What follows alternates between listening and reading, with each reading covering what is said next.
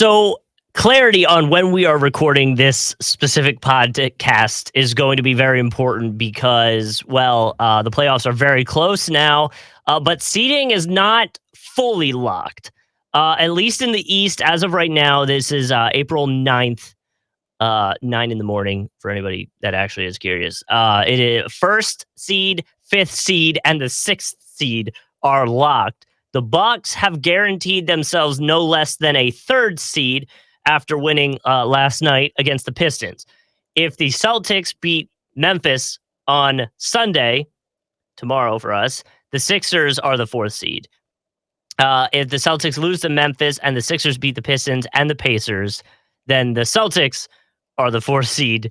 A lot of little jumblings going on, but it obviously matters because depending on where you end up, you might be going up against a team that you don't want to go up against. And I think everybody's kind of jockeying for position I don't think they'd be vocal about it, but I think everybody's jockeying for position to potentially play the Bulls in the first round. Well, everyone should be because I think the difference between whether you get the Bulls or who else. I mean, Milwaukee's going to be two out here, and they're probably going to get rewarded if the play-in goes how we think it's going to go with Brooklyn in the first round. Nothing like Yeah. KD and Kyrie Irving together, especially with some motivation to beat them after last season. Kyrie not playing in most of that series. So, yeah, nothing like getting your title defense on right away there on that Yeah. front. In terms of, I mean, it looks like Boston is because Memphis isn't playing for anything. Like that's the thing. And so now again, Memphis has been really good all year, even with playing with some of their backup guys. But Memphis is locked into two in the West. They're not playing for anything. So by token of that, Boston probably should win. And if they handle their business, then they're fine. This is not even up in the air. They're going to be number three. And they're going to avoid Toronto. There was some controversy about that regarding there were reports going around that two of their guys wouldn't be vaccinated. People had named Al Horford and Jaylen Brown. Now, Al Horford told the Boston Globe yesterday he's fully vaccinated and ready to go. So it's not him. Mm-hmm. I don't know what the deal is with Jaylen Brown. I have no idea of his vaccination status. Obviously, that would radically shift that series if for some reason he's not able to go. It's crazy that is like a new, not that it's a news headline. It's that's a new angle that we have to take into account now.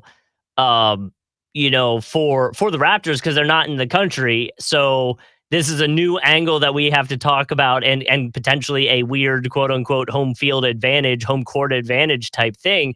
And I wonder if because this happens every year during the season, at some point we talk about expansion teams and how Seattle's going to get a team and Mexico City's going to get a team or whatever. And I wonder if the NBA is looking at this like, all right, we need to chill with the maybe out of the US expansion because we can't control all the rules or we can't align with all the rules, which creates a little bit of a problem for us. Well, it is a new factor. Like, there's no doubt about it. Now, Yeah. the NBA's been in Canada for a long time. Obviously, the Raptors have been a thing. Right. The Grizzlies were in Vancouver for quite a bit as well.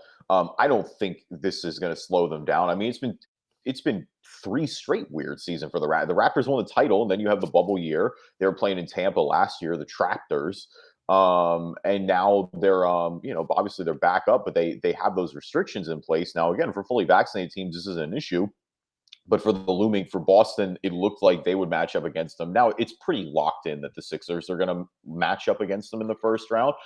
I don't know what the deal is with Matisse Thybulle because apparently he had COVID and was fully vaccinated per the NBA back earlier this year. Yeah. But now is apparently unable to go in Canada. I'm assuming Was that's related to it the booster. was it that he wasn't able to, or was he just a scratch for the game and they didn't clarify? But they said he was ineligible because he was unable to make like 31K in game salary. And so if he was injured, I don't think he would just miss out on 31K in game salary for no reason. Yeah. That makes me think it's a vaccinated issue. Obviously, that's a massive, massive. I mean, the Sixers are going to need all hands on decks against the Raptors. I tweeted on Twitter. I'm on a roll to start this podcast. That's an old person thing to say. I'm just a boomer, apparently. On the Facebook. But I said after the Sixers lost the Raptors this week, I said the Sixers are going to lose the Raptors in the first round, and I'm already mad about it. And I guess I'm a little happier in the sense that that'll get Doc Rivers finally fired and out of my life. But no, I mean, listen, we can get spicy with it later, but I think Toronto's going to beat the Sixers in the first round. I've been telling my buddy that too. I mean, they feel like they're a hotter team right now. The Sixers suck. They're the same old franchise. Like, What what are is we doing here? We're going to talk about James Harden ball and fall. We got to start to have okay? some conversations a little bit. Okay, that's what I was gonna. I was just about to ask a James Harden comment or a question, but I will wait till balling and falling then because Yeah, well, yeah, I mean my buddy.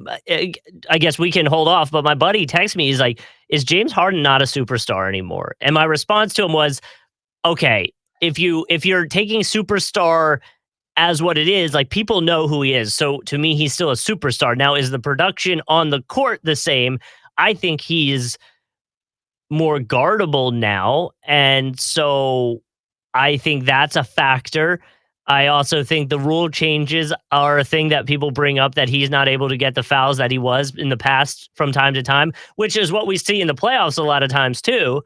So I think that's a level too. But we can go deeper dive on James Harden and balling and falling. I've been doing a deep dive. We're gonna have a discussion Okay. later because Okay. I'm not getting fooled like I did with Ben Simmons again. We're gonna get out in front of Oh this early. no. Oh no. You already. Oh, okay. I'm ready. You're All already right. over him.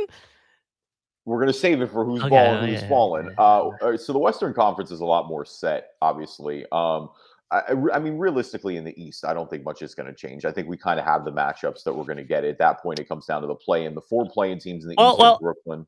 well. Hold on. So I think the big question mark, if there is any for the Eastern Conference, is the jockeying between the Cavs and the Nets. They're both at 43 wins right now for that play-in tournament, Well, the right? Nets beat the Cavs last Yes. night, so that Yes. obviously a massive one there. We're at the point now where we've got a couple. I mean, everybody has one game left. Brooklyn's got Indiana, so if Brooklyn beats Indy, they're good. They're Well, and I locked in. bet, and I bet, so that might lock it in then, because if the Nets have the tiebreaker to the Cavs and both of them win, if the Cavs only have one game, the both of them win, so then the Nets are 7. So Yeah, the tiebreaker is division record, yeah, and the Nets have a slight edge there. They're 10-6. The yeah, Cavs are okay, 9-6. yeah. So there you go. Um, the Hawks are 9-7. The Hornets are 7-8. So yeah, if the Nets against their division foes respectively. So yeah, I mean the Nets Yes. just need to handle their business. If the Nets handle their business against Indiana, who's going to be playing on a back-to-back, by the way, they've got Philly this afternoon, then they're locked in. Charlotte has the Wizards at 3:30 on Sunday. Cleveland, where did they go? Cleveland has Milwaukee at 3:30. That would be, by the way, insanely disappointing for the Cavs if they end up going into the play-in tournament, uh, say even the 10th, tech in the 10th spot. I don't think it's possible, but it's only one game separating them, right? And they're 2-8 in their last 10, so that would be a massive collapse. And I understand it's injuries and stuff like that, and we're excited. It's their first what a playoff appearance since LeBron. Yeah, I think that was the headline, but it's like, yeah. It's man, their first we post LeBron. we have we have we have really dropped low on this roller I coaster mean, right now. well, so they were 3-4 for at points of the Yeah. season, and Atlanta, by the way, has Houston, so they should win. Um, Charlotte has Washington. Washington again has been playing better with KP recently, and a couple of other guys getting back in the lineup. But that should be a win for Charlotte if they're going to get into the playoffs here. They have to win Mhm. that game, in my opinion.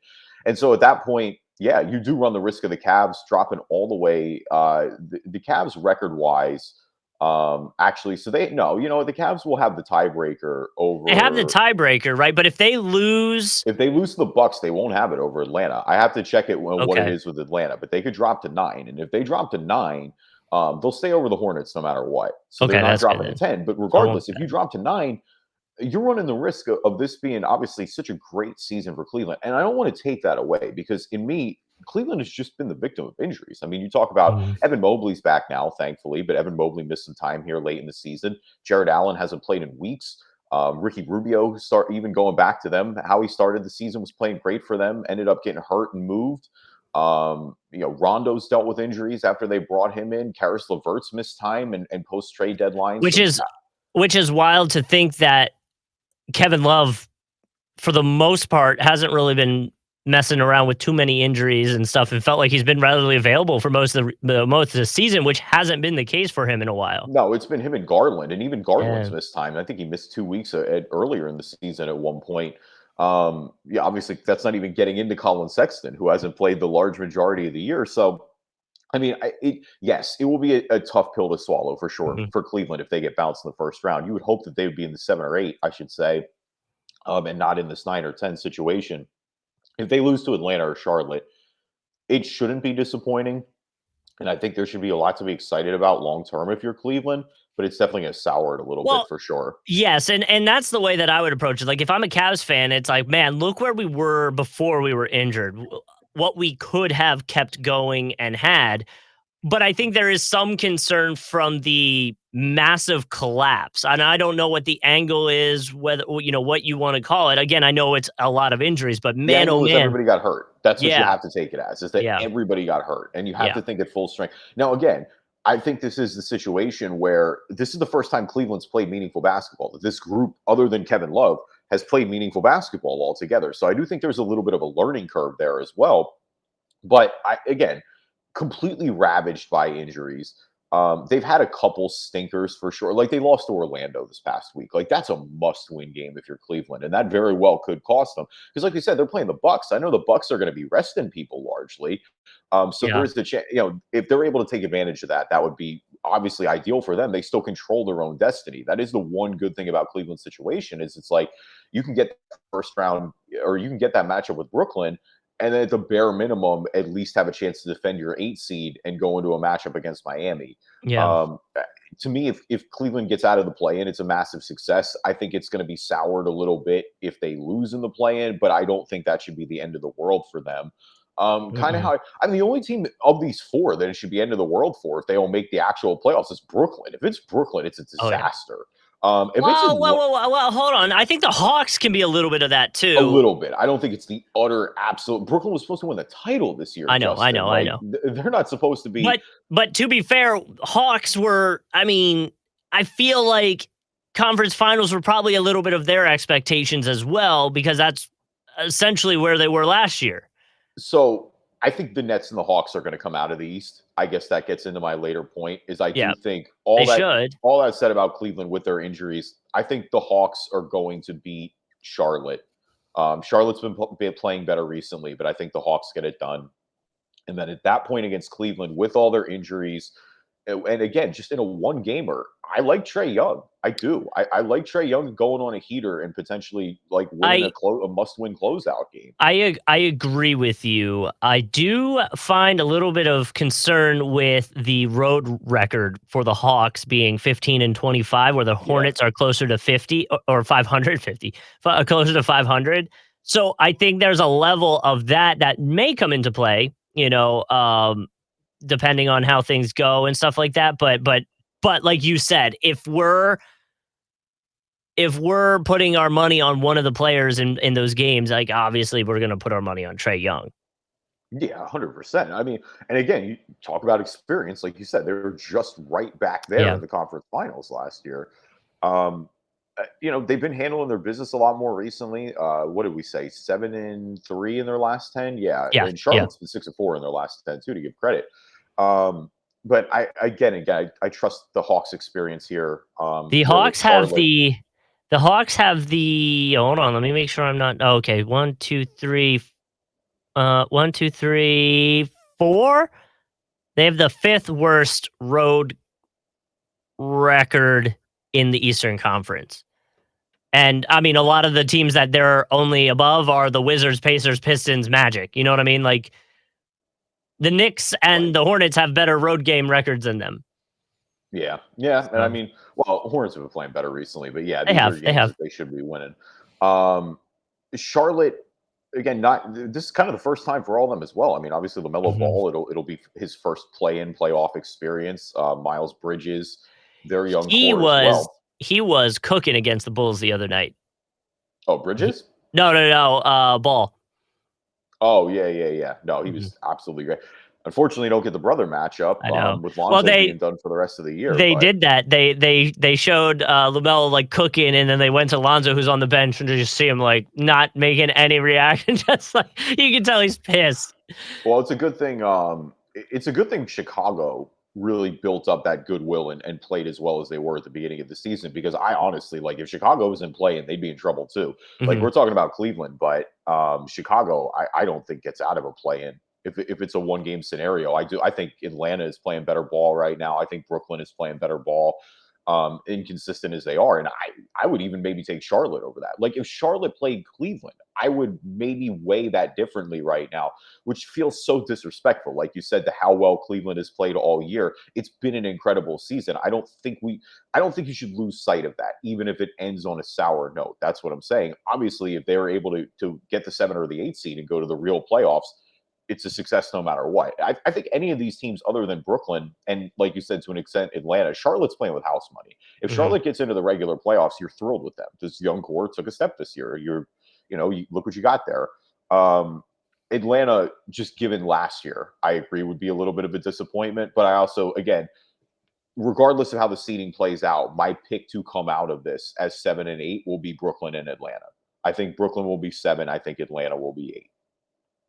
I agree with you. I'm with you. Like I said, from just a star standpoint of if you pick one player on the team, who you putting your money on, it's obviously the Hawks.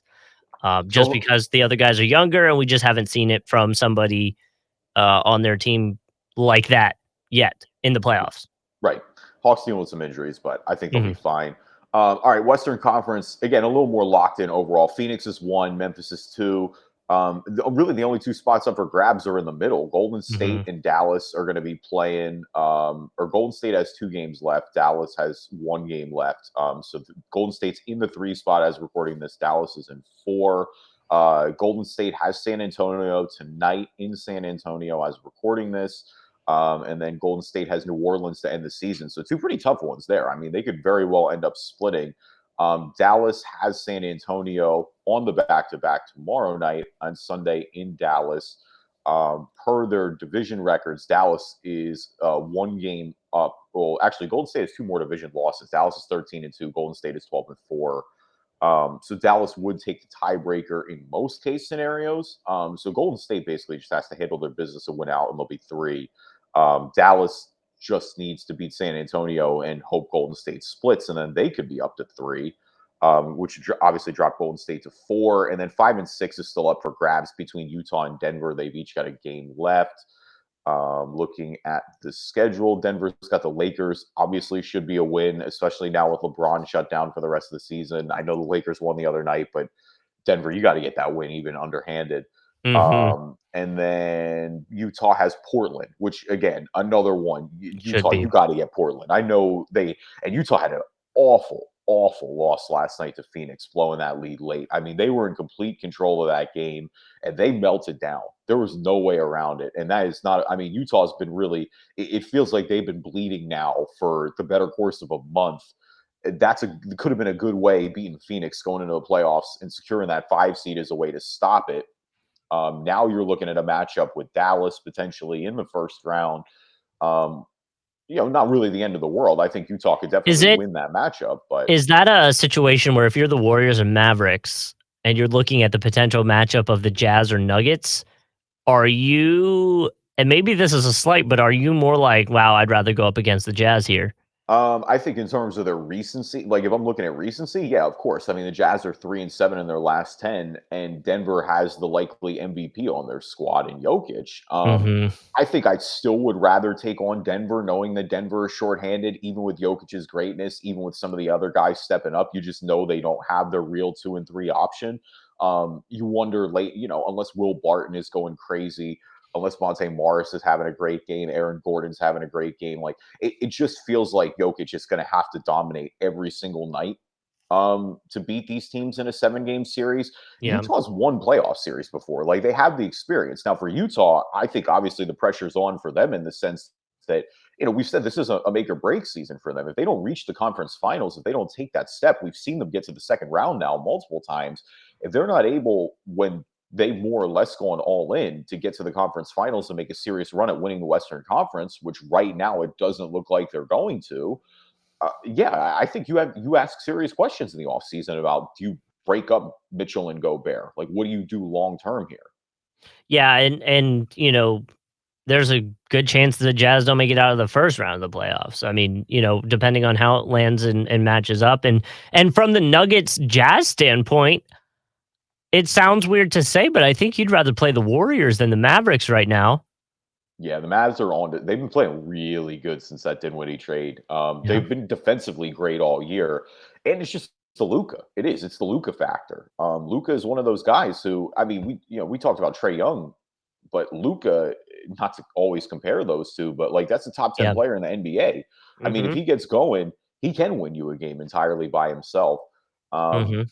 I think again, given how they're going trending into the playoffs, like, yeah, I would probably stay away from Dallas right now. I don't think that, again, I still think the conference runs through Phoenix, obviously, and Memphis to a lesser extent. Like, I don't think any of these other teams are beating Phoenix or Memphis, but Dallas is playing like a 3 seed. They're playing like the third best team in the conference right now. And Um, and honestly, you then you take it to 7, 8, 9, 10, and I feel like because in the East, we have the Nets, who are obviously a very possible threat, a very serious threat.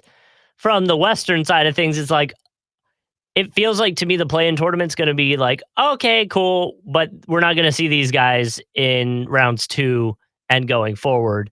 Um, because they're gonna have to go up against Suns or Grizzlies, and I really just don't see them beating that team. no, but I think the intrigue is higher because I mean, other than Brooklyn, they're probably better. I mean, Minnesota's Yeah. really good. They've been awesome all So year okay, long. but they're not like but to me, like there's no threat in my mind at least of the Suns or Grizzlies losing to those guys. So You don't think the Timberwolves can push the Grizzlies? I mean, maybe the Clippers can push a little bit with Paul George back. But I just don't. I don't know. I feel like that's a slight on the Grizzlies saying that. Well, the Clippers, if they had been able to get Kawhi back with Paul George, that would have been a oh But wow, that would have look out, been avoid yeah, that would have everybody. been a similar Nets situation like in the East. I still don't want to play the Clippers first round. Like they got Norm Yeah, Powell back too. They sure. got Paul George obviously has been great since coming back. I mean, he has looked like he has not lost any bit at all. Good to see him healthy after that elbow injury. And so to that extent, like, yeah, I think the Clippers are a lot more dangerous. Like the Clippers are always going to play you tough no matter what. That's been their MO all year. Mhm. But you add Paul George into that, and that suddenly looks like it could be a 6 game series compared to a 4 or 5. Even, I mean, I don't think it's going to go 7. I think Phoenix will handle their business. I'm not worried about that element of it necessarily. With Memphis, I mean, again, this is the first time Memphis is going to have a target on their back. I think I Memphis will agree. beat Minnesota, but it does feel a little disrespectful to Minnesota, who's won 46 games, potentially 47, that we're just going to write them off. I mean, it almost feels in their case unfair that they have to play a play-in game because they are so far ahead. I mean, they have a full 10 wins more than New Yep. Orleans right now. Well, you're They have right. 12 wins more than San Antonio, and it's like there's a chance that they get bounced. Now, I don't think they're going to. I think it's probably going to be pretty chalky. The Pelicans are playing great, and I think the Pelicans will beat the Spurs in the 9-10 matchup. And I think at that point they'll lose to whoever takes this 7-8. But if you're the Timberwolves, again, this 7-8 matchup, you probably would have cruised without Paul George. But without Paul George, you run the risk of putting yourself in a 1 game play in where all it takes is one thing going weird, and all of a sudden you're out of it. And with the way the Pelicans are playing right now, I don't want to take 2 chances. I want to handle my business and get in against Memphis. And Well, on top of that, I'd rather have Memphis than Phoenix. and I would say too, at least from the Spurs thing, is I don't know, don't sleep on Pop to do something crazy, you know? Like I could see the Spurs making some noise at least in that play-in tournament. I think Um, they could maybe beat the Pelicans. Like yeah, it would not surprise me at all. Like on a 1 to 10 on the surprise meter, I'd be a solid like 2.5 if yeah, the I'd be like, Spurs beat cool. the Pelicans. But look, it would be so cool, and in my mind, it's what I want to happen. I don't think it would, but it would be cool to see the Spurs beat the Pelicans and then beat, say, it's the Clippers or whoever, in that next round. Like that would be really cool to see a 10, a 10 seed, essentially, going into the actual playoffs. And if there's going to be a coach to do it, it would be Pop. You're so much nicer than me. I don't want the Spurs to be in the playoffs. I don't care about them. They're going to get waxed by Phoenix. But No that's my point thanks. is everybody's going to get waxed by No, Phoenix. Everyone's going to get waxed by the no. The Clippers Grizzlies. might have Paul George and they have Ty Lue coaching. They might win a game or Mm. two. I would rather see that matchup than see the Spurs in the playoffs. I think the Suns sweep the Spurs. My last thought is maybe I'm tainted on the Timberwolves because they have been disappointing in the past, and that is why I'm not so very high on them. I think they are for a lot of people. I mean, Mhm. that's That's what it is, right? It's Hmm. been a coming out year essentially when Karl Anthony Towns hits his full powers. You know, you've seen Ant Edwards continue to develop. Um, Is it a bad sign if your coming out party that like gets you in the play-in tournament? Like not even a no, they won 46 games in the I Western know. Conference. Like, no, I don't think Okay. so at all. I think I'm thrilled. Now, it will be a much more bitter end. Like, if Minnesota doesn't make the real playoffs, they're going to be There's a rightfully problem. disappointed. And I think Yeah, they should be. They won 46 games this I year. agree. I agree. It does feel a little cruel, especially given how well they played in the second half of the season. I mean, they've been one of the better teams in the NBA over the second half of the season. Yeah. It feels a little cruel to have them in this scenario where they could lose 2 games and be done just Yeah. like that for, like you said, a franchise that hasn't really largely had any playoffs. I mean, you've got that 1 year with Jimmy Butler, and then before that, you got to go back to Kevin Garnett in the 2000s when they last And had and playoff success. and like you said, to put it in perspective, they essentially have the same record as the Bulls, so they'd be a 6 seed in the East. Yeah, and they're Yeah, playing. Lord knows they're playing a lot better than the Bulls are right yeah, now too. yeah. They're a really good basketball team, and they deserve the shot. I think the Clippers have a little bit more of a shot to get upset. But here's the thing: like, I could see the Clippers upsetting the Timberwolves too. Mhm. Like, you could tell me the Clippers could win a game right now, given how I they're agree. playing, I and agree. very well be 7 or 8. So I could see that flip flopping in the Well, grand scheme. they're starting to turn it around. I mean, they're 4-6 in their last 10 with a 3-game win streak, so they went through a little bit of a rough spell there for a second, but yeah, they're starting to pick it up again, and obviously gelling with Paul George. And if you have Paul George on the team, like you in a 1-game situation, you can get a win. No, no doubt about it. And in the grand scheme of things, though, I think the West will be a little more chalky than the East in that regard. Mhm. Um, It's just interesting because in the West, it feels like everybody in the play-in is trending in the right direction. Where in the East, though, I guess it's only Cleveland, but Chicago is going to avoid the play-in. But you've got a couple teams Well, towards the bottom that are definitely I trending would in the say wrong direction. I would say in the West, the Jazz Oh, are Jazz are trending in the wrong direction yeah, fast. yeah. The Jazz are like they can still stable out. Again, the Jazz have been good all year. And I know Um, it's not as significant of a trending in the wrong direction, but the Warriors were at one point going to be the 2nd seed, Yeah, you know? well, Steph got hurt, and that's Yeah, just what it all came yeah, down to. It was like when Steph got hurt, it changed everything, agreed. especially when they were just coming off the Draymond injury. It finally looked like they were going to be healthy, but yeah, no let up there, unfortunately. Welcome everybody to the Driving Dish NBA podcast. My name is Kevin Rayfuse. Joining me as always, my co-host Justin Kuzart. I got where did I just X'd out of my tweet. All right, that's fine because we're half hour into the episode. We got a lot going on, so apparently we have no tweets today. Twitter is Oh, that was down. sad. It was a good one too, man. Oh well, That's a whatever. shame. Do you Either want me to way, just guess a random NBA player for your sake? it was Montrezl Harrell. So Okay, all right. Well, I probably wasn't going to guess Montrezl Harrell. I Um, don't know where it went, but either way, yeah. well, obviously, we just talked playing a little bit. We'll have playing coming up, and then our next episode, after the play-in, we're going to record. Will be the full first round preview as we get the series figured out, and what the seeding, actually looks like. So we'll break down a little more X's and O's. Then we'll have our playoff bracket, all that fun stuff. Mhm. We're going to rip some more Top Shot packs here too in a little bit. So stay tuned for that. Got Who's Balling, Who's Falling as well coming up here in a second. In the meantime, leave us a review on iTunes, good or bad. We'll read them on the podcast. If you're not an Apple user, Stitcher, Google Play Store, Spreaker, Spotify, Player FM, TuneIn, Amazon Music, anywhere you can find a podcast, you can find us. And follow us on YouTube. We have a YouTube page, and we have 35 subscribers. Humble brag. And we're looking for number 36. So if you want to be 36, find us. Just search Drive Dish NBA on YouTube. You can watch a video version of us recording this exact thing. That's right. Get Rasheed Wallace, get Marcus Smart. And now a word from our sponsors. All right, Who's Balling, Who's Falling, our NBA version of the stock market. We always like to start with the good before the bad. So, Justin, I'll start with you. Who's balling this week?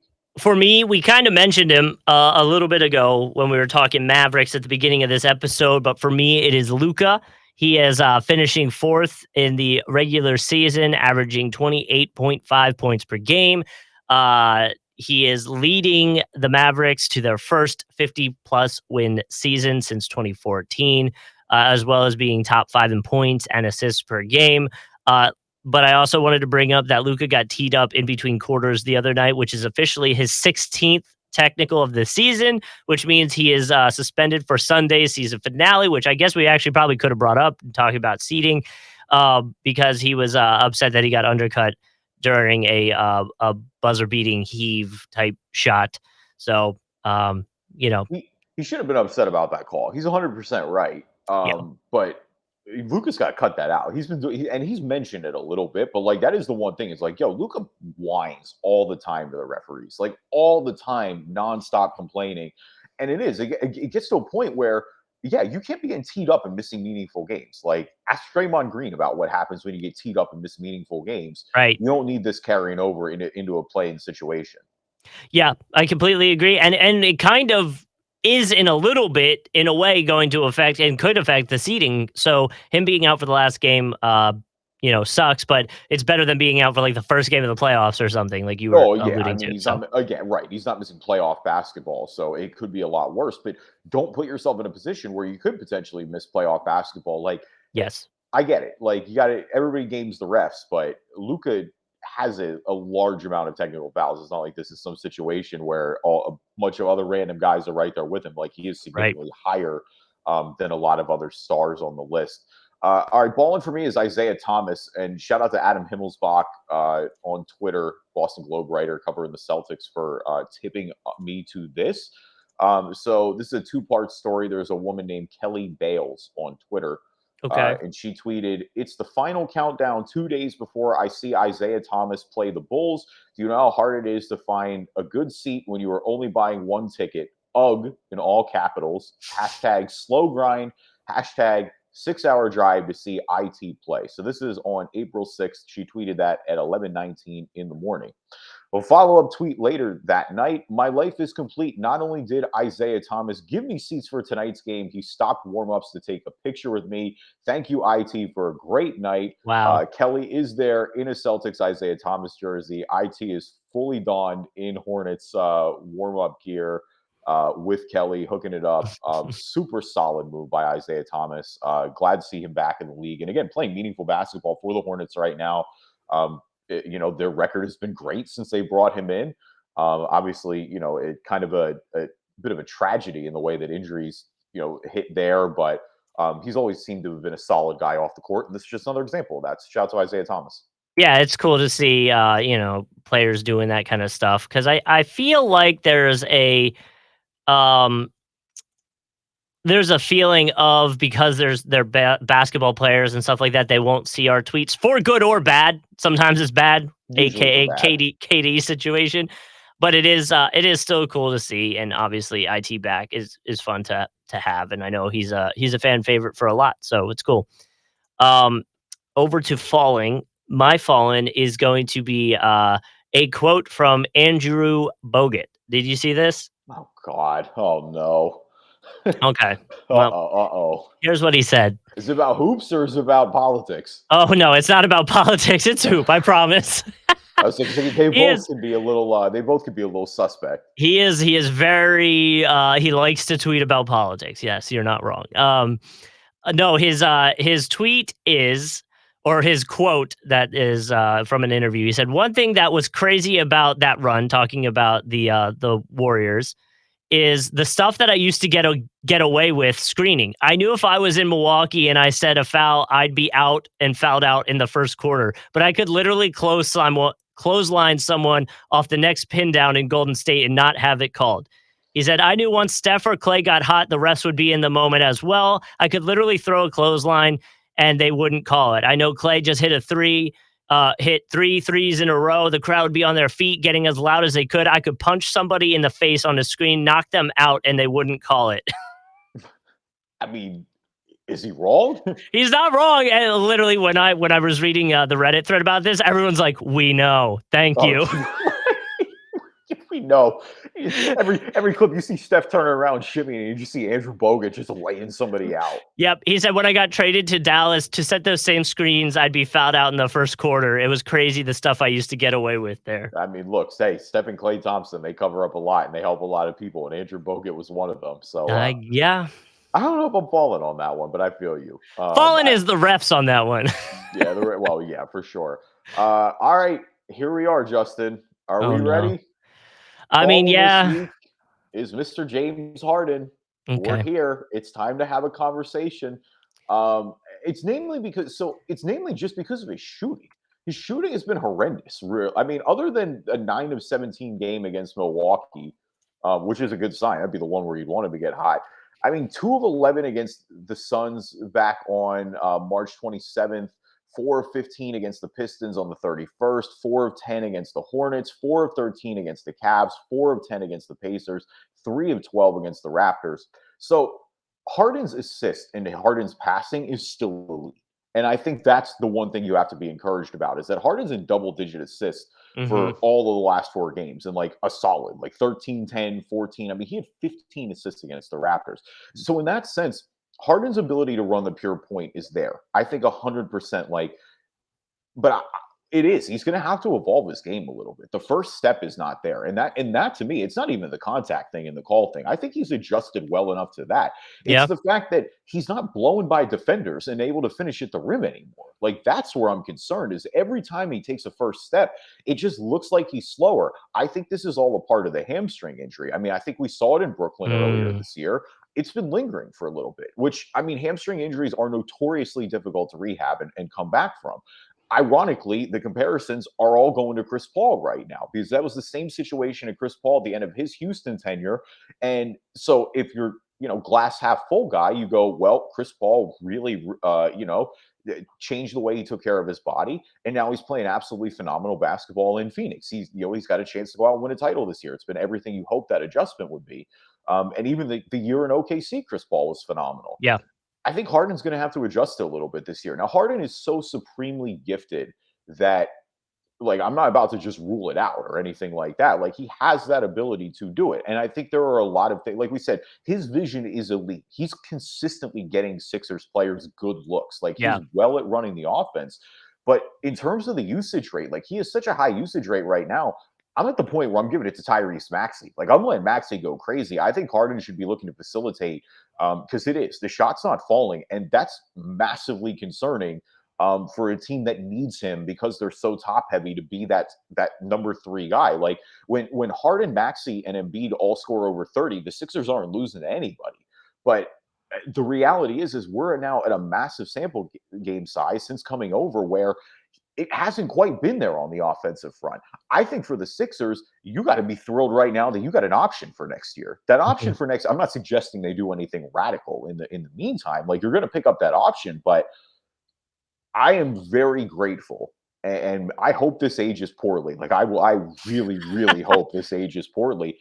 I'm thankful that I don't have to give the Harden contract out because that looks like it's going to age badly right this second. The way his Mhm. offensive game is going, he right this second. James Harden does not look like a top 10 player. I think he's probably closer to the 15-20 range. Now, off James Harden is still giving you 20 and 10. Like I do think there should be some like Context there. Yeah. yeah, this is a situation where he's just going to be outright actively bad. But in terms of it limiting the Sixers, yeah, that's going to be a problem because right now, like I said, I think they're losing to Toronto. I think they're losing to Toronto in a 6 or 7 game series. Which again, here we go again into the offseason. They're going to have to hope they get it right. And Morey, this is the first one Morey's going to have full control. I think when they fire Doc Rivers, that'll be a great start because I mean they're winning in spite of Doc Rivers at this point. Mhm. But that's the little victory I got. Like if you're look at what the situations are. The Sixers traded for James Harden. The Raptors are in a rebuilding year, sort of. Yeah, the Raptors are in on like this like little upswing. I guess little might be a bad term, but on an upswing type vibe, where they're still. I don't think the word's recovering, but they lost Kawhi, so they're recovering in a way. Where the Sixers are this team that's like it's win or bust feel around here. Th- Okay, and this is so this is fully my belief and not Justin's belief, and so I'm gonna oh, open myself up to the flack here. I also think it's just more annoying to lose to Raptors because Raptors Twitter is the most insufferable, annoying Twitter group in the oh NBA. no, It's I not don't. even close to me. Raptors Twitter is borderline cancer, and I'm gonna get canceled for that, and I'm Oh gonna probably yeah. get my mentions flooded. But like, oh my god, like it's just so. And I follow some great, genuine Raptors writers, and I'll shout some of them out because like I like Raptors, the people that cover the Raptors are great largely. Like they're playing great basketball, but like Oh, their fans are just a lot on Twitter I sometimes, don't. man. It's really toxic a lot. See, I get what you're saying, but honestly, I have fun when Raptors fans go back and forth with me. I don't have fun when it's like Laker fans or Warrior fans for Oh, well, whatever see, reason. It's well, most different. Lakers fans and Warriors fans, I mean, a lot of times I haven't taken them seriously because they haven't existed for that long. Like, I guess it just depends at what angle they're attacking me from. Like, I can tell. So, like, with I had a Raptors fans, to their credit, they're real fans. Like, I would never suggest that. There's nobody well, but bandwagoning the Raptors okay, right I now. guess my point is like so the other day I put out a tweet about just a little fun like Sixers biased tweet about Joel Embiid and Giannis being double teamed like a ton percentage of the time they have the ball. Mhm. Jokic isn't top 20. So I just put it out there as like a little fun, hey, this is why Embiid should be considered the MVP. You know, like nothing serious. And one guy's response back was Jokic's ability to pass keeps the defenses humble and some other stuff. You know, he's like, but when he is double teamed, he does great. And I responded, I was like, honestly, love the passing keeps him humble. My thinking is just from the Embiid side of things is he's scoring more and he's double teamed. So that's an easy check on the Embiid side of things in this argument, and that was the conversation. Whereas I feel like if it's with Laker fans or if it's with like a Warriors fan, after that they're like coming from my mom and being like, "Your mom sucks and does this," and it's just like, whoa, where did what? Or they're looking through old photos of me on social media and trying to call me out for shit. It's like, whoa, My block what? button stays active. Like, let me be as Oh clear yeah, as possible. Like, if you're disrespectful, my block button is active. Like, I have zero. If you come at me like cursing or something like that right away, or just going too far, like, no, it's over. Yeah, you're it's done. social media. Like, you don't get the right to just talk all wild and reckless. I think with fan bases like that, I can tell who are real fans and who are not, or what Sure. are jokes and who are not. Like, so that's my point, is where it's like, if it's coming from a real fan, I don't care. And like, to that extent, too, the counterpoint, the Embiid Jokic debate has been insufferable, including from Embiid stands. Like, I love Hmm. Drew Hanlon. He's really made Joel Embiid a great basketball player. I'm so tired of him putting up propaganda every single day for MVP, and basically framing it in that Jokic stinks and that he's not good. Like, Yeah. no, both of these guys are awesome. You can enjoy both of them, and both opinions are not ridiculous if you think either one of them are the MVP. I said on this podcast last week, you know me, I would love Embiid to win MVP. I think Jokic is the MVP. That debate has really just gotten annoying and toxic, and it's kind of the greater like eye test versus quote unquote stats boys debate. Hmm. um which, again, the answer is, as always, is probably somewhere in the middle, but everybody's just dug into their camps because this is Twitter. I agree. So I I had, will say I will say to Raptors Twitter that calling James Harden Brick Ross is hilarious. Brick wrong. Like, it makes me I do laugh like every that. time. I I'm do sorry. like that. That is That's funny. good.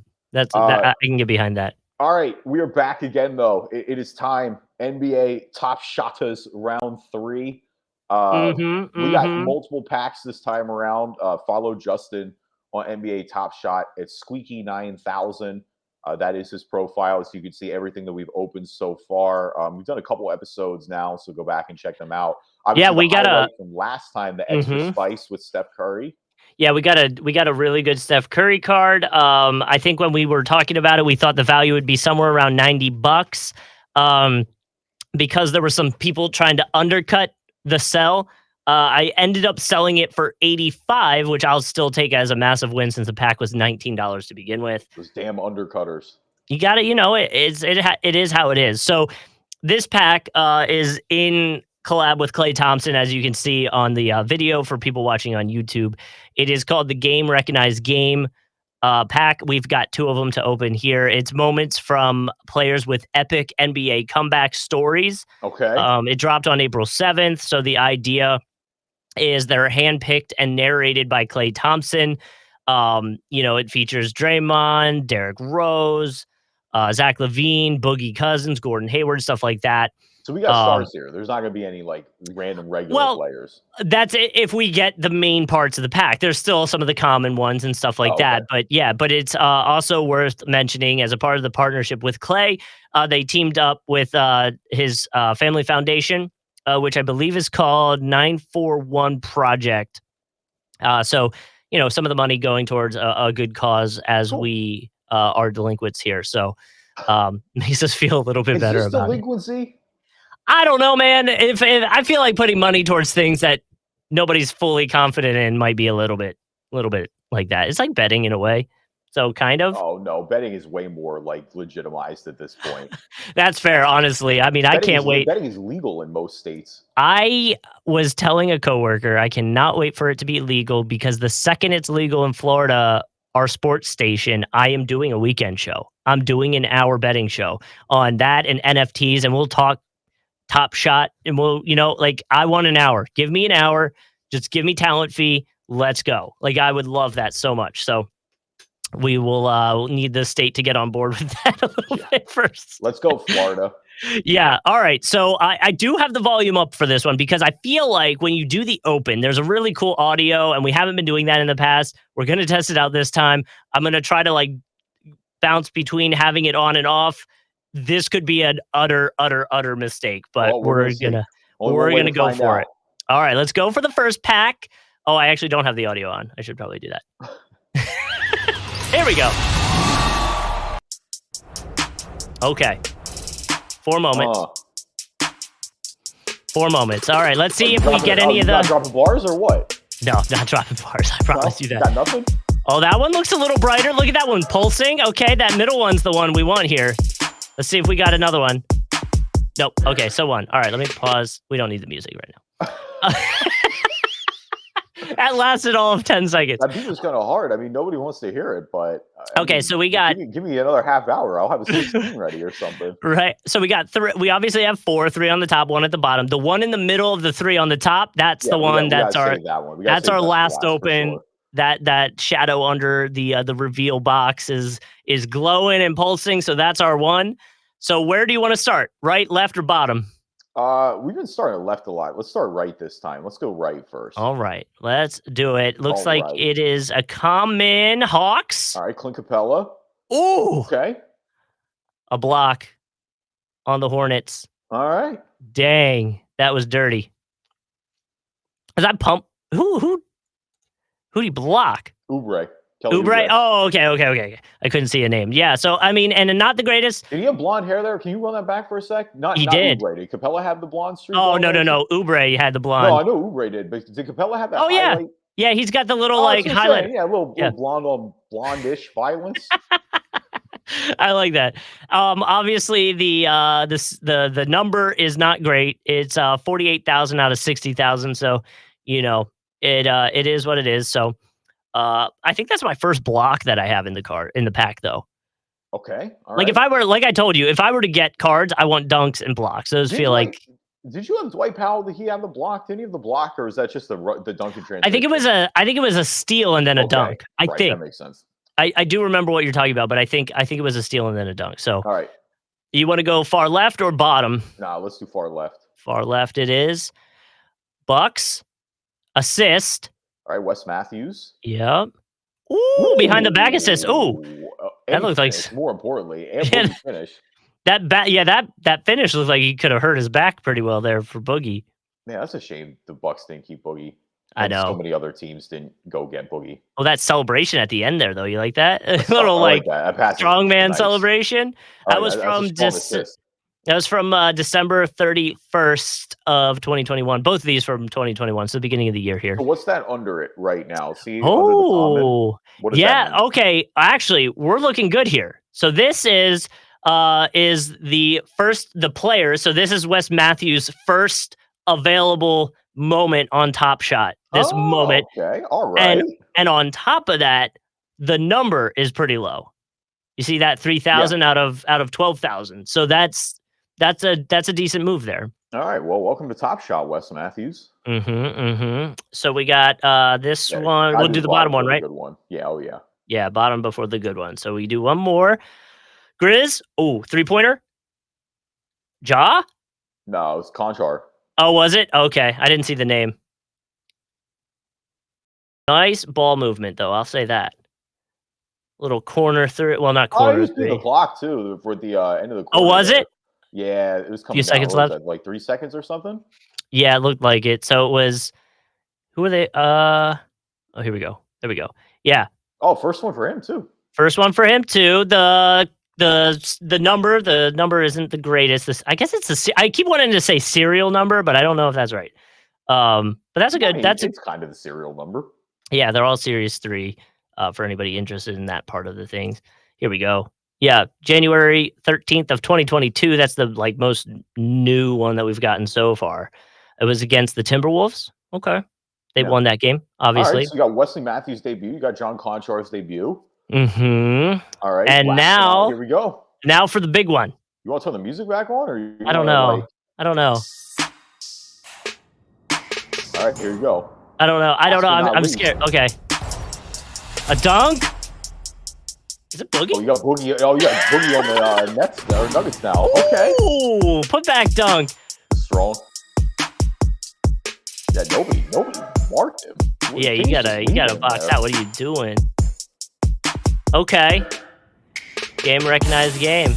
That's awesome. Dunk from February 26th of 2022. That's nice. What I'm wondering is, and that's real low. Boogie dunk. That's number 688 out of 10,000. Yeah, it's a good serial number. And That's a good serial number. Because the game recognized game, that means it's like a Well, that's a part of like a limited set, right? Or like a collection. Yeah, a collection, a set that people, not me, because I don't do that part of this, will try to get. So then from my angle is I can now sell that to somebody who didn't get the cousin one in that pack who wants to create that. You know what I mean? So your top 4 right now, rank these for you. What are you most excited about? Definitely the Boogie one. The Boogie one's probably number 1. That one should at least, I'd have to look up how much they're going for right now, but that one should get me hopefully some cash there. Then probably Wes Matthews. No hate on John, but I think he's a lesser known name, obviously, compared to Wes Matthews. So I think from a casual NBA fan, people would be more willing or more potential to buy a Wes Matthews. The Matthews pass was slicker too. Like the ball movement was good for the Grizzlies, but that Wes Matthews pass was slick, and Boogie finished through contact, so you got the double whammy there. Yeah, but I like the Capella one more than the Conchar one too, honestly. Yeah, the Capella one's good. The problem is it's just a common. There's nothing to it, and the serial number is pretty high. So I'm just talking about the actual play itself. You got the in terms of the value. I'm looking at it from I'm ranking the actual play perspective. Fair. That's fair, and obviously getting 2 of the top shot moment things. First top shot moment, which is good. So we'll move on to the next pack. Hold on. I'll turn back on the music if we want to do that. Open your pack. See if it does it.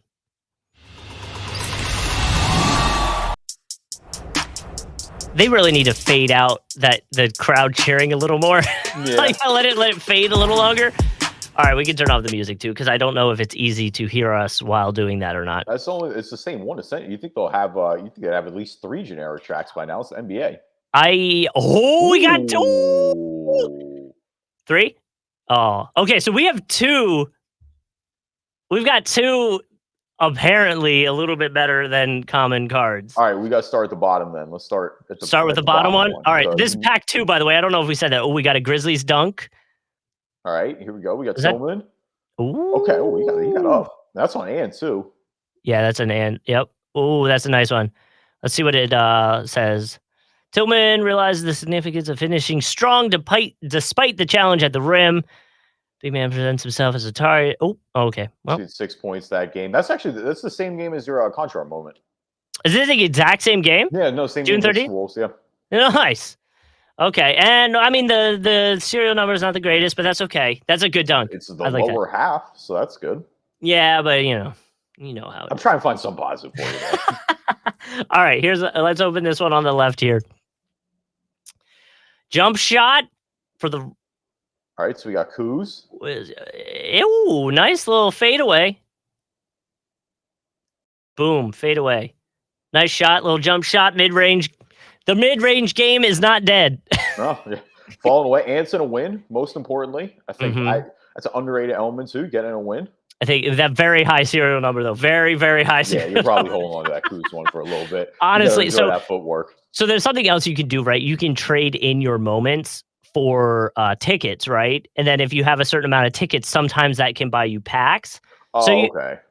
But you have to weigh the value. Like if I can get $4 or $5 for this Kuzma moment, then maybe it's not worth it to trade it in for a ticket as much as it is, to sell it for some cash. So that is kind of the level that you have to deal with. So now we have, out of the 4 here, we have 2 that I think are going to be a little bit of a better value. So which one do you want to start with, middle or far right? Oh, man. I feel like we should end with far right because the middle was the good one last time. So let's keep going with the middle and see what happens here because both of them are good, like you said. Oh my God, I'm nervous. All right, let's go. Let's do it. Okay, Spurs Number assist. 750 is low. Jock Landale. Oh, nice little backdoor. Yeah, no look. Little backdoor reverse layup. I like it. You said And it was it's low. Jock. I didn't see the I didn't see the Oh, that was a big win. Oh, poor. Sorry, you're Orlando. No, Serial was low. It was like 750 or something like that. Oh yeah, 750. And there's another one. That mean too? Rookie. So it means okay. So there's different rookie badges that you can get. So this one specifically qualifies for all 3 rookie badges that you can get in Top Shot. So this is a good card. And obviously his first. Badges? That's a great question. I forget the actual thing. I wish I could click on this and show you. I thought it would. That's what I kind of thought. I didn't know if it would have the description under it. It doesn't. It just says that, like, because there's ones I could be like, it's there, because I think obviously this one says it's the first available Top Shot moment for him too, which is cool, and it's a low number. Listen, Jock, you want to hit me up for this card? $500. Could you imagine NBA players buying Top Shots of their own moments? And well, they might. Why not? Yeah. Yeah. Well, I mean, like Clay, why wouldn't Clay want to own all of his, OG Top Shot moments? I think that's kind of cool. I love when NBA players get memorabilia cards of their own memorabilia. It just cracks me up. It's like, well, you had this, right? Right. Just take your own photo and then sign it, and you have your own money. You know what I mean? Like, you want to go on a trip, take 10 photos of yourself, sign it, and sell them online, and then you can go to the Bahamas or something. It's like, oh man, here's my NBA patch for my jersey. It's like, fam, you had the jersey. Yeah, it was literally your jersey. All right. Last but not least. All right, let's do it. Oh my God, I'm nervous. The Hornets, a dunk for Hayward. Ooh, that's a good one. Oh, it was contested too. That was nice. He can still get up? Yeah. That was really nice. Contested layup shot. So he's obviously part of the, I wonder if this is one of the moments, because, he's definitely a comeback player that was on that list of people. Yes, it is. Game recognized game. There it is. Oh, nice. 1-point win. In October of this year. It's not, that's pretty low-ish. 10,000? Yeah. I was like, wait a minute. I was like, are we reading the same thing? It's not that low. So, all right. So let's go back and we'll pick some of the lowest serial goes to Boogie. Okay.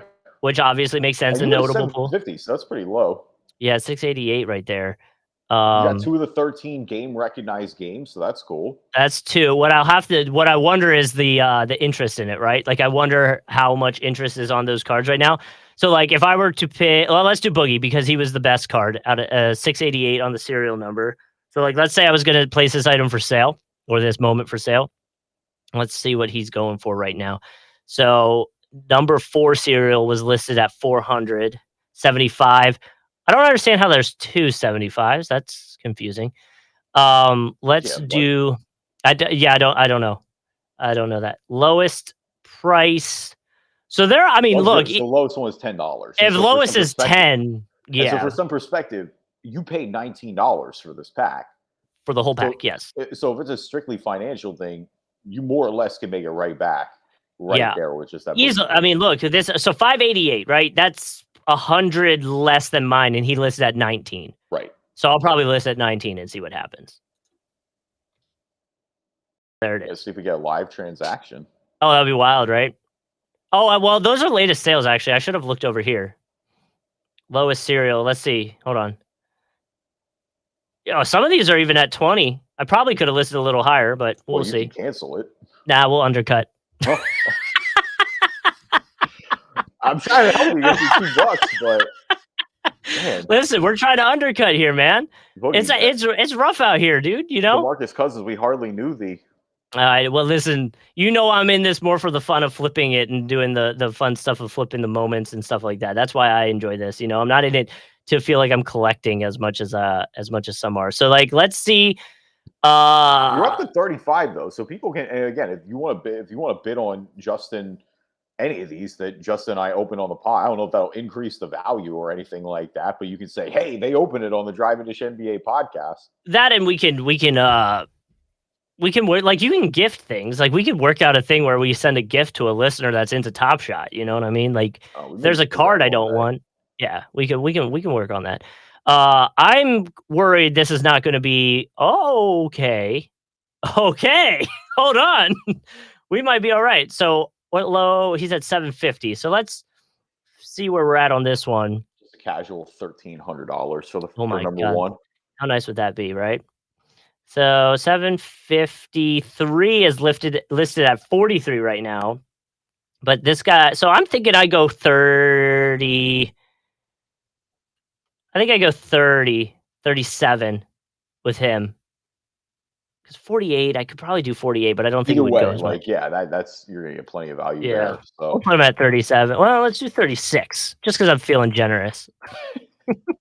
We'll do 36, and obviously we'll keep you updated on the stuff we do on the Top yeah, Shot and stuff. we'll get back to you. Let us know what you think. Let us know your favorite pull of the week. We'll be Mhm. back again with more of the. We don't really have dates for when we do these. It just kind of is how the packs come and how Well, they so yeah, I go. mean, And they do almost every Thursday. I feel like at this point, I've noticed that they do a drop, and if somebody's more of a top shotter than I am, that they'll either know that's true or not. Still pretty new to the game, but the other problem is if you're not in line for them right off the rip, there's oh yeah, you're limited out of luck. packs. You don't get them sometimes. So I try, but it drops at like Thursday, like 3:30. Okay, so like prime work time. Prime, I'm in the weeds of it at work. So there's a Yeah, good chance I miss it.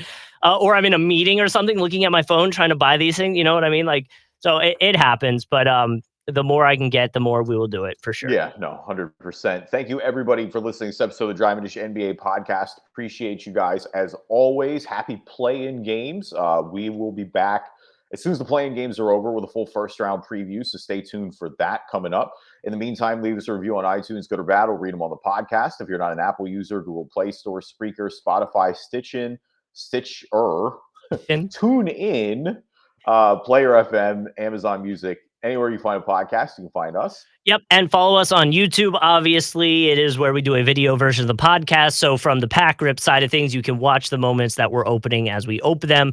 Just search Drive and Dish NBA on YouTube, and maybe one day when Florida gets on board and we can live legally sports bet, we'll do some video stuff of that as well. But until then, we are SOL.